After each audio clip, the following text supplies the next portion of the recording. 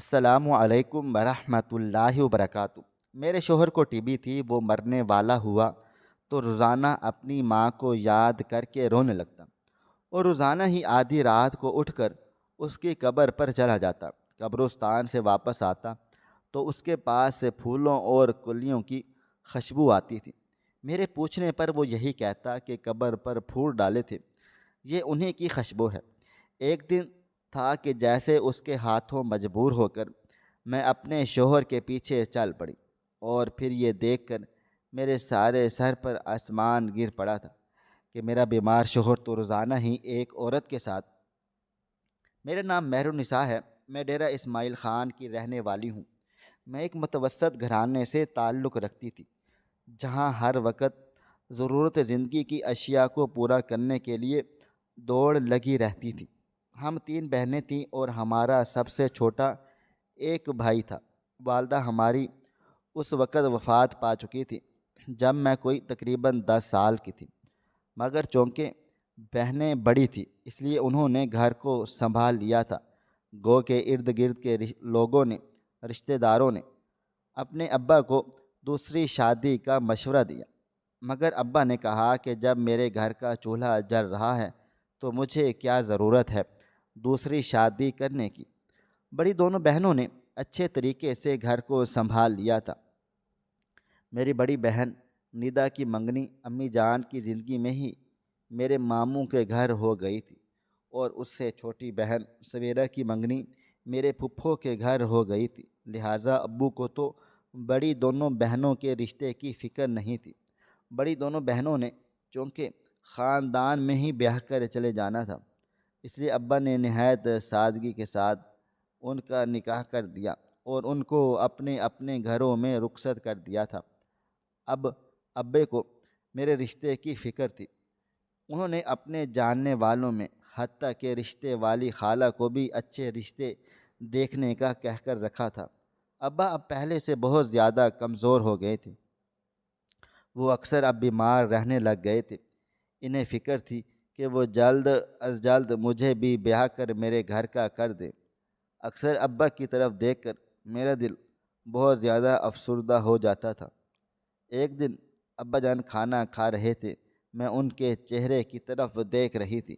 جب ابا نے مجھ سے پوچھا کہ کیا دیکھ رہی ہو میری دھی، میں نے جواب دیا، افسردہ لہجے میں کہا، ابا بیٹیاں کیسے ماں باپ کو بوڑھا کر دیتی ہیں نا، اب کیا واقعی ہی بیٹیاں بوجھ ہوتی ہیں؟ مجھ سے اپنا باپ کمزور اور ناتواں دیکھا نہیں جاتا تھا، لہٰذا میں نے دکھی دل کے ساتھ جیسے ہی یہ سوال کیا تو ابا نے ہاتھ میں پکڑا ہوا نوالا واپس پلیٹ میں رکھ دیا اور کہنے لگے، بات سن میری بیٹی، بیٹیاں بوجھ نہیں ہوتیں، یہ تو رحمت ہے۔ خدا نے اور پیارے نبی صلی اللہ علیہ وآلہ وسلم نے بیٹیوں کو رحمت قرار دیا ہے، اور میں یہ جو پریشان رہتا ہوں نا، تو یہ صرف اس کے لیے رہتا ہوں کہ اپنی زندگی میں اپنی بیٹیوں کی ذمہ داری پوری طرح سے ادا کر دوں۔ بیٹی ہم پر بوجھ نہیں ہوتی مگر اس کی ذمہ داری ہوتی ہے۔ دوبارہ کبھی میں تمہارے منہ سے یہ بات نہ سنوں کہ بیٹی بوجھ ہوتی ہے۔ ابا نے انگلی کھڑی کر کے مجھے ڈانٹا تو میں فوراً سے مسکرا دی، اور دل میں سوچنے لگی کہ میرا باپ غریب تھا مگر دل کا بہت غنی تھا۔ اور پھر میرے لیے فرحان کا رشتہ آیا۔ ابا نے تھوڑی بہت جانچ پڑتال کی تو ابا کو یہ رشتہ پسند آ گیا تھا۔ انہوں نے مجھ سے بھی پوچھا۔ میں نے کہا، ابا میں کیا جانتی ہوں، میں کیا کہہ سکتی ہوں اس بارے میں، آپ نے جانچ پڑتال کی ہے، آپ لوگوں کو اچھے لگتے ہیں تو آپ ہاں کر دیجئے، جیسے آپ کی مرضی۔ ابا نے مسکراتے ہوئے میرے سر پر ہاتھ رکھا اور کہنے لگے، جیتی رہ میری بیٹی۔ اور یوں ابا نے فرحان کے گھر والوں کو ہاں کر دی تھی۔ گھر میں ہی چھوٹی سی تقریب میں انگوٹھی پہنا کر منگنی کی رسم ادا کر دی گئی تھی، اور کوئی 6 ماہ کے بعد شادی کی تاریخ بھی رکھ دی گئی تھی۔ دیکھتے ہی دیکھتے یہ 6 ماہ کا وقت بھی گزر گیا اور میں بیاہ کر فرحان کے گھر آ گئی تھی۔ سسرال میں میرے استقبال کو کوئی بھی نہ تھا۔ فرحان اکلوتا بھائی تھا اور اس کی ایک ہی بہن تھی۔ فرحان کے ماں باپ کا بچپن میں ہی انتقال ہو چکا تھا، اور فرحان کی بہن سکینہ شادی شدہ تھی اور اس کے 2 بچے تھے، اور وہ اسی شہر میں رہائش پذیر بھی تھی۔ شادی کے اگلے دن ولیمے کی سادہ سی تقریب ہوئی، اور اس کے بعد 2 دن بعد ہی سکینہ نے یہ کہہ کر اپنے گھر کو چلی گئی تھی کہ بچوں کے اسکول کی زیادہ چھٹیاں ہو رہی ہیں، ان کی تعلیم کا حرج ہو رہا ہے، اس لیے مجھے واپس کو جانا ہے۔ جاتے ہوئے اس نے یہ بھی کہا کہ میں آتی جاتی رہوں گی، اور اب میں اس گھر کو اپنا ہی گھر سمجھو، اور اس گھر کی اور اس کے بھائی کی ذمہ داری آسن طریقے سے نبھانا اب میرا ہی فرض ہے اور میرا ہی کام ہے۔ میں نے خوش دلی سے اس ذمہ داری کو قبول کر لیا اور دوسرے ہی دن گھر کا چارج سنبھال لیا۔ ظاہر ہے گھر میں اب خاتون ہی تھی نہیں، تو میں نے ہی سب کچھ دیکھنا تھا نا، میں نے سب کچھ سنبھالنا۔ زندگی نہایت خوشی اور مطمئن طریقے سے گزر رہی تھی۔ دیکھتے ہی دیکھتے ہماری شادی کو 4 سال ہو چکے تھے، اور ان 4 سالوں میں اللہ تعالیٰ نے مجھے 2 بچوں سے بھی نوازا تھا۔ میری بڑی بیٹی مریم 4 سال کی تھی اور میرا بیٹا ارحم 2 سال کا تھا۔ میں اپنے گھر ہستی میں مصروف تھی۔ جب لگا کہ زندگی نہایت خوش ہے، مطمئن ہے، کوئی فکر و فاقہ نہیں ہے، تبھی ایک قیامت ٹوٹ پڑی۔ وہ کہتے ہیں نا کہ طوفان سے پہلے چھا جانے والی خاموشی اسی بات کا پیش خیمہ ہوتی ہے کہ کوئی طوفان آنے والا ہے۔ میری زندگی کی خوشی اور میرا مطمئن زندگی بھی ایسے ہی کسی طوفان کا پیش خیمہ ثابت ہوئی۔ چند دن سے میں دیکھ رہی تھی کہ روزانہ ہی میرے شوہر کو شام کے وقت بخار ہو جاتا۔ پہلے تو 10-15 دن اس نے نہ ہی میں نے اس بات پر زیادہ توجہ دی تھی۔ میرا شوہر محلے کے ایک ہی میڈیکل سٹور سے جا کر بخار کی دوا لے لیتا اور بخار اتر جاتا، اور 3-4 دن کے بعد پھر دوبارہ سے بخار ہو جاتا۔ اس طرح ایک دن میں ابو کے گھر ان سے ملنے کے لیے چلی گئی۔ جب میں نے ان سے اس بات کا ذکر کیا تو ابو نے فوراً مجھے کہا تھا کہ تم لوگ کسی اچھے ڈاکٹر کے پاس چلے جاؤ، یہ تو اچھی علامت ہرگز بھی نہیں ہے۔ اسی دن واپس آ کر میں نے اپنے شوہر کو اس بات پر راضی کر لیا کہ ہم شہر کسی اچھے ڈاکٹر سے اس کا علاج کروائیں گے۔ اگلے دن میں اسے لے کر شہر کے ایک اچھے سے ڈاکٹر کے پاس پہنچ گئی۔ ڈاکٹر نے علامات پوچھنے کے بعد ایک پرچی پر ٹیسٹ لکھ کر دے دیا۔ وہ پرچی ہمارے ہاتھ میں تھما دی گئی تھی اور کہا کہ یہ ٹیسٹ کروائیں اور رپورٹ آنے پر مجھے وہ چیک بھی کروا دیں۔ ہم ٹیسٹ کے لیے بلڈ کا سیمپل دینے والے تھے۔ اس کے بعد گھر راشن آ گئے، اور ابھی تک ہمارے ذہن میں ایسا کوئی وہم و گمان نہ تھا کہ اس ٹیسٹ کی رپورٹ کے بعد ہماری دنیا پلٹ جانے والی ہے۔ اگلے دن میں اور میرا شوہر دونوں ہی اکٹھے ٹیسٹ کی رپورٹ لینے چلے گئے تھے۔ رپورٹ لینے کے بعد جیسے ہی ہم نے ڈاکٹر صاحب کو چیک اپ کروایا تو ڈاکٹر نے یہ روح فرسا خبر ہمیں سنائی کہ میرے شوہر کو ٹی بی ہو چکی ہے۔ گو کہ ڈاکٹر نے بہت زیادہ تسلیاں دی تھیں کہ ٹی بی کا مرض ایسا مرض نہیں ہے جو کہ بہت لا علاج ہو، اس کا علاج ممکن ہے، مگر ساتھ ہی ڈاکٹر نے یہ بھی کہا کہ آپ نے آنے میں کچھ دیری کر دی ہے۔ ٹی بی اپنے پنجے پھیلا چکی ہے اور اس نے اچھی طرح سے اپنے پھیپھڑوں پر اثر کرنا شروع کر دیا ہے، مگر پھر بھی ایک آس امید ہے کہ آپ لگاتار علاج کرواتے رہیں تو شاید یہ ٹھیک ہو جائے گی۔ اس دن ہم ٹی بی کی ڈھیر ساری دوائی لے کر لٹے پھٹے گھر کو واپس آ گئے تھے۔ ڈاکٹر نے ایک بات دلائی تھی تو ایک کا خوف بھی سر پر ہمارے ہاتھوں میں ہی تھما دیا گیا تھا۔ میرے شوہر کو بخار اور کھانسی کی وجہ سے رات بھر نیند نہ آتی تھی، اور مجھے خوف اور ڈر سے سونے نہیں دیتا تھا کہ ساری رات میری یہی سوچتے ہوئے گزر جاتی کہ میرے 2 چھوٹے چھوٹے بچے ہیں، اگر میرے شوہر کو کچھ ہو گیا تو میں کیا کروں گی، کہاں جاؤں گی، کیا میں پھر سے اپنے والد کی چوکھٹ پر جا کر بیٹھ جاؤں گی۔ ہزار طرح کے وسوسے تھے جو ساری رات ذہن میں ناگ کی طرح پھل پھلائے رکھتے تھے، ایک آس امید کے ساتھ کہ میں اپنے شوہر کو روزانہ وقت پر دوائی دیتی تھی کہ شاید اب اس خوراک سے کوئی فرق نہیں پڑے گا۔ مگر شاید کہ ہماری ساری امیدیں ایک دم سے ٹوٹتی چلی جا رہی تھی۔ جس طرح سے وقت گزرتا چلا جا رہا تھا، میرا شوہر دن بدن مزید کمزور ہوتا جا رہا تھا۔ اس کی صحت میں بہتری کے کوئی آثار بھی نظر نہیں آ رہے تھے۔ اس کا جسم لاغر اور کمزور ہو چکا تھا، وزن پہلے سے آدھا رہ گیا تھا، آنکھوں میں گہرے سیاہ حلقے تھے، چہرے کے گال پچک چکے تھے۔ میرا شوہر جو رکشہ چلاتا تھا، اب اس نے وہ بھی کرائے پر کسی کو دے دیا تھا، اور وہاں سے جو تھوڑے بہت پیسے آ جاتے تھے اسی سے ہمارے گھر کا گزارا مشکل سے ہو رہا تھا۔ میری پوری زندگی جتنی خوش مطمئن اور آرام دہ تھی، اب اتنی ہی غیر مطمئن اور تکلیف دہ تھی۔ میں اتنا خوفزدہ ہو چکی تھی کہ ساری ساری رات سو نہیں پاتی۔ تو میرا شوہر اپنی چارپائی پر سانس لیتا ہوا ملے گا یا ایک بے جان وجود کی شکل میں ملے گا؟ اور میں دیکھ رہی تھی کہ میرا شوہر دن بدن بے چین نظر آنے لگا۔ وہ بیمار اور بے چین تو پہلے ہی تھا، مگر اب کچھ زیادہ ہی بے چین سا رہنے لگا۔ وہ آدھی رات کو اٹھ کر گھر سے باہر کو نکل جاتا۔ میں اسے اکثر منع کرتی تھی کہ تم یوں آدھی رات کو اٹھ کر گھر سے کیوں باہر اور کہاں چلے جاتے ہو، جب تم اچھی طرح سے جانتے ہو کہ تمہاری طبیعت ٹھیک نہیں ہے، تمہیں ہر وقت ہلکا سا بخار رہتا ہے، تو ایسے میں گھر سے باہر مت نکلا کرو۔ تو میرا شوہر مجھ سے کہنے لگا کہ جیسے جیسے عید قریب آتی چلی جا رہی ہے، مجھے اپنی مرحوم ماں کی یاد بہت ستانے لگ گئی ہے۔ عید پر سب لوگ اپنے اپنے ماں باپ کے پاس جاتے ہیں، ان سے ملتے ہیں، اور میرا اپنا کوئی بھی نہیں ہے، نہ ماں ہے نہ باپ ہے۔ اس لیے جب میرا زیادہ دل گھبرانے کو لگ جاتا ہے تو میں اپنی ماں کی قبر پر چلا جاتا ہوں، ان سے ڈھیروں ڈھیر دعائیں کرتا ہوں۔ میں اپنے شوہر کو لاکھ تسلی دیتی کہ اس طرح آپ کیوں کر رہے ہیں؟ آپ کی بہن ہے نا جو اس دنیا میں آیا ہے، اس نے تو جانا تو ہے نا، یہی قانون قدرت ہے۔ مگر میرے لاکھ منع کرنے کے باوجود بھی فرحان آدھی رات کو اٹھ کر چپکے سے گھر سے نکل جاتا تھا، اور تقریباً فجر سے پہلے گھر واپس آتا، اور آ کر خاموشی سے اپنے بستر پر لیٹ جاتا۔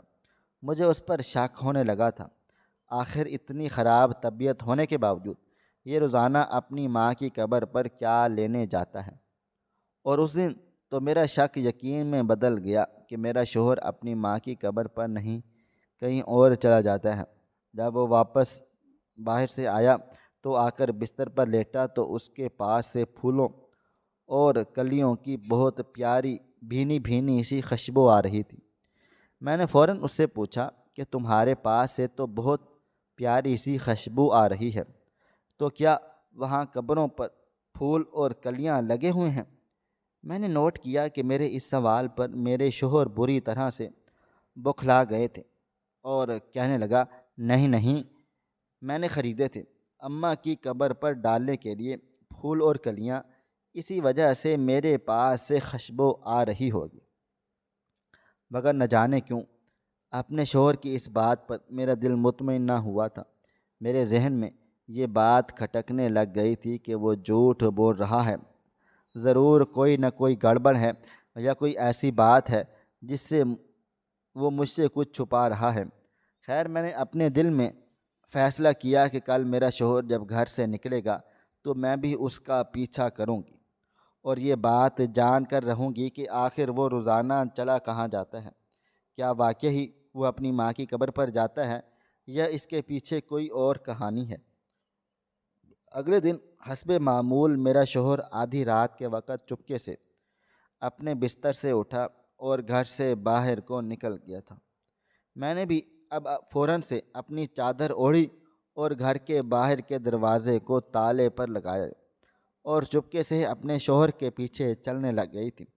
میرا دل بری طرح سے دھڑک رہا تھا۔ میں نہایت محتاط اندازے میں اپنے شوہر کا پیچھا کر رہی تھی، اور مجھے دوسری طرف گھر میں سوئے ہوئے بچوں کے حوالے سے بھی پریشانی تھی۔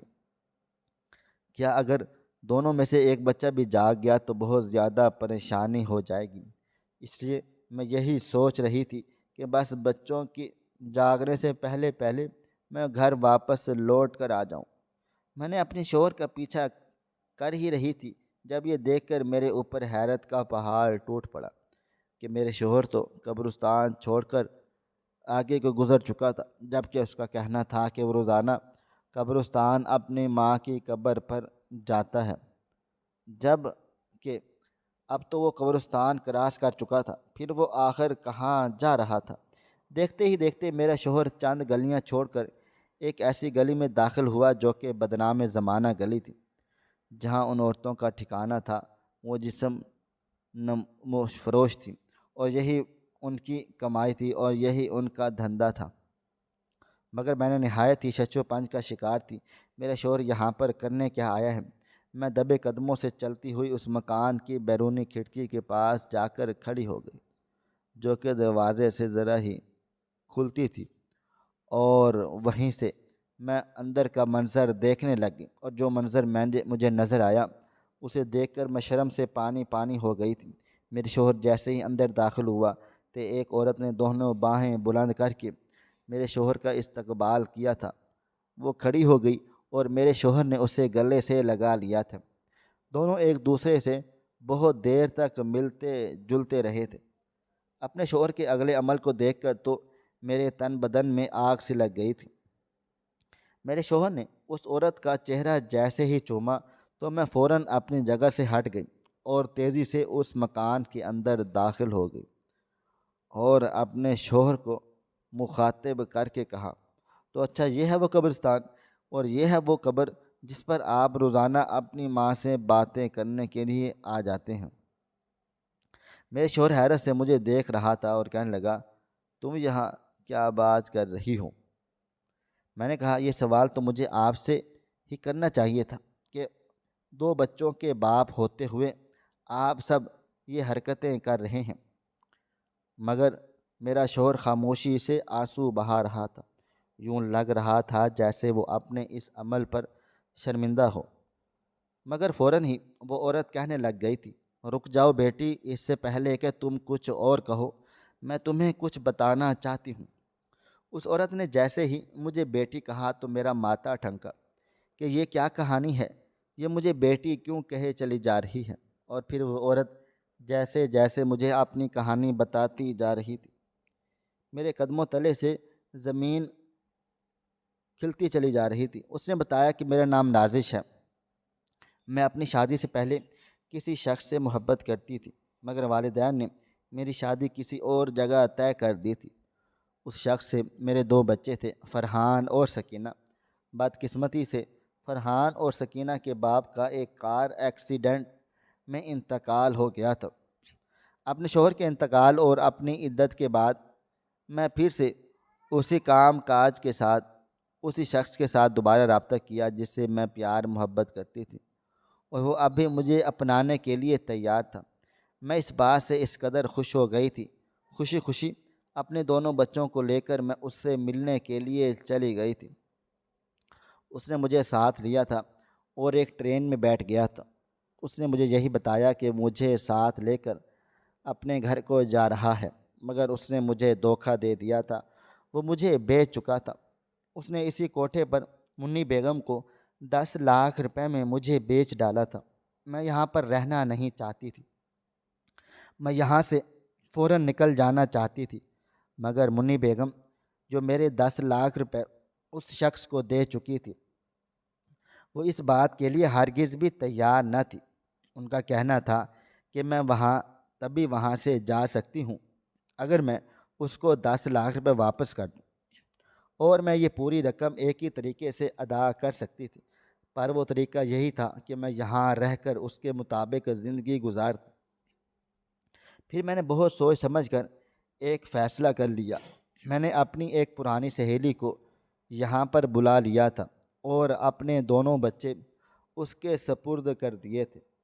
میں نے یہ سوچا، خود تو یہ زندگی اب میرا مقدر ہے، مگر میں اس دلدل میں اپنے بچوں کو نہیں گرنے دوں گی۔ میری وہ سہیلی بے اولاد تھی، اس نے فرحان اور سکینہ کو جی جان سے سینے سے لگا لیا تھا اور بہت اچھے طریقے سے ان دونوں کی پرورش کرنے لگ گئی تھی۔ میں نے تو صرف ان دونوں بچوں کو پیدا کیا تھا، فرحان اور سکینہ کی ماں تو وہی تھی، اور پھر چند سال پہلے ہی اس کا انتقال ہو گیا تھا، مگر اس نے میرے دونوں بچوں کو یہ حقیقت بھی بتا ڈالی تھی کہ وہ میرے بچے ہیں۔ فرحان پہلے تو کبھی بھی مجھ سے ملنے کے لیے آیا کرتا تھا، وہ سکینہ کو بھی اس جگہ پر کبھی لے کر نہیں آیا، لیکن وہ خود اکثر چکر لگا لیا کرتا تھا۔ مگر اب اس نے بتایا کہ جب سے وہ بیمار پڑا ہے اسے موت اپنی دہلیز پر دکھائی دینے لگی ہے، اسے میری یاد زیادہ شدت سے آنے لگ گئی ہے اور اب وہ روز ہی مجھ سے ملنے کے لیے چلا آتا ہے۔ میں اسے لاکھ منع کرتی ہوں کہ بیٹا یہ شریفوں کے لیے جگہ نہیں ہے، تو یہاں مت آیا کر، مگر نہ اس کا دل مانتا ہے اور نہ ہی میری ممتا اس بات پر راضی ہوتی ہے کہ میں اسے دو ٹوک یہاں آنے سے منع کر دوں۔ بس یہ ایک چھوٹی سی کہانی ہے ہم ماں بیٹے کی محبت کی۔ میں نے نہایت افسردگی اور شرمندگی سے یہ پوری کہانی سنی تھی۔ میں اپنی سوچ پر بے حد شرمندہ ہو گئی تھی کہ پل بھر میں نے کیا سے کیا سوچ لیا تھا، اور پھر میں نے وہیں کھڑے کھڑے ایک فیصلہ کیا۔ میں نے فرحان سے کہا تم اپنی ماں کو ساتھ لو، آج سے تمہاری ماں ہمارے ساتھ ہی رہے گی۔ فرحان میرے اس فیصلے پر بہت زیادہ حیران تھا۔ وہ کہنے لگا کہ ماں کیسے ہمارے ساتھ رہ سکتی ہے، لوگ کیا کہیں گے، مہر النساء۔ تو میں نے دو ٹوک فرحان کو جواب دیا، پہلے یہ فیصلہ کر لو کہ تم نے اپنے لیے جینا ہے یا لوگوں کے لیے، کیونکہ اگر تم لوگوں کو خوش کرنا چاہتے ہو تو پھر لگے رہو، تم کبھی بھی اس کوشش میں کامیاب نہیں ہو سکو گے، کیونکہ لوگ تو کبھی بھی خوش ہی نہیں ہوں گے۔ دنیا والوں کو خبر ملنے کی دیر ہے، وہ تو اس بات پر بھی اعتراض کرتے ہیں کہ تم اپنی ماں کو یہاں ملنے کے لیے کیوں چلے آتے ہو، اس لیے تو تم رات کے اندھیرے میں آتے ہو۔ تو بس آج فیصلہ کر لو کہ اپنے لیے جینا ہے یا لوگوں کے لیے۔ تمہاری زندگی کے چند دن باقی ہیں، میری تو یہی رائے ہے کہ تم اپنے لیے جی لو، اپنی ماں کو اپنے ساتھ رکھو اور ان کی دیکھ بھال کر کے اپنی آنکھیں اور اپنا سینہ ٹھنڈا رکھو۔ لوگوں کا کیا ہے، ان کا کام ہے باتیں کرنا، اور انہیں کرنے دو۔ فرحان حیران پریشان سا میرا چہرہ دیکھ رہا تھا، پھر ایک دم اٹھ کر کھڑا ہو گیا اور کہنے لگا کہ تم بالکل ٹھیک کہہ رہی ہو، تمہاری باتوں نے میرا جی خوش کر دیا ہے۔ اور پھر اس نے اپنی ماں کا ہاتھ بھی تھاما تھا اور کہنے لگا چلے امی جان، آج سے آپ ہمارے ساتھ رہیں گی۔ فرحان کی ماں اٹھ کر کھڑی ہو گئی تھی، اس سے پہلے کہ فرحان کو اور مجھے گلے سے لگا لیا اور ہمیں ہزاروں ڈھیروں دعائیں دے ڈالیں، اور یوں ہم فرحان کی ماں کو ہمارے گھر واپس لے کر آ گئے تھے۔ اس کے بعد ہم سب لوگ مل جل کر ایک ساتھ رہنے لگ گئے اور ہم نے بہت ہی خوشگوار انداز میں اپنی عید منائی تھی۔ فرحان بہت زیادہ خوش تھا، گو کہ محلے والے باتیں کر رہے تھے، مگر ہمیں کسی بھی محلے میں کوئی پرواہ نہ تھی۔ اس واقعے کے تقریباً 6 ماہ تک فرحان زندہ رہا اور پھر فرحان ہمیں چھوڑ کر چلا گیا۔ میرے لیے اور ماں جی کے لیے یہ صدمہ انتہائی ناقابل برداشت تھا، مگر ہم دونوں نے ایک دوسرے کے لیے ساتھ دیا تھا اور ہم دونوں ایک دوسرے کا سہارا بن گئے تھے۔ فرحان کی وفات کے بعد وہ رکشہ ہم نے کرائے پر دیے رکھا تھا، وہاں سے کچھ تھوڑی بہت آمدنی روزانہ کے حساب سے آ جاتی تھی۔ اس کے بعد سے ماں جی نے اور میں نے گھر پہ عورتوں کے کپڑے سلائی کرنے کا کام شروع کر دیا تھا۔ تبھی مجھے پتہ چلا کہ ماں جی تو نہایت ہی عمدہ سلائی کرتی ہیں۔ انہوں نے سلائی کا کام جیسے ہی شروع کیا تو دیکھتے ہی دیکھتے وہ محلے میں کیا پورے شہر میں مشہور ہو گئی تھی۔ لوگ دور دور سے ان سے کپڑے سلائی کروانے کے لیے آ جاتے تھے اور یوں میرے گھر کی اچھی گزر بسر چل رہی تھی۔ فرحان کی ماں نے مجھ سے کئی بار کہا تھا کہ میں تمہاری دوسری شادی کروا دیتی ہوں تاکہ تم اپنی زندگی میں آگے بڑھ سکو، مگر میں نے صاف انکار کر دیا تھا، کیونکہ میرے پاس فرحان کی نشانی 2 بچے تھے اور میں انہی کے سہارے زندگی گزار سکتی تھی، اور فرحان کے ساتھ میں نے گزارے ہوئے پل ہزاروں پلوں سے زیادہ کی یادیں تھیں اور یہ چیزیں میرے لیے کافی زیادہ تھیں اور میرے پاس زندگی گزارنے کا اچھا خاصا سرمایہ تھا۔ ان خوبصورت بچوں کو اور فرحان کی یادوں کا زندگی یوں ہی دھیرے دھیرے گزر رہی ہے۔ آج میرے دونوں بچے سکول میں اچھی تعلیم حاصل کر رہے تھے۔ آج بھی جب میرا یا ماجی کا زیادہ دل گھبراتا ہے تو ہم دونوں فرحان کی قبر پر چلے جاتے ہیں۔ وہاں کچھ دیر بیٹھ کر فرحان سے اپنے دل کی باتیں کرتے ہیں اور فاتحہ خوانی کرنے کے بعد گھروں کو واپس آ جاتے ہیں، کیونکہ ہم دونوں کا دکھ تو سانجھا ہے۔ ناظرین، آپ کو ہماری آج کی کہانی کیسی لگی؟ کومنٹ باکس میں اپنی رائے کا اظہار ضرور کیا کریں۔ ملتے ہیں کل ایک نئی اور دلچسپ کہانی کے ساتھ۔ اللہ حافظ۔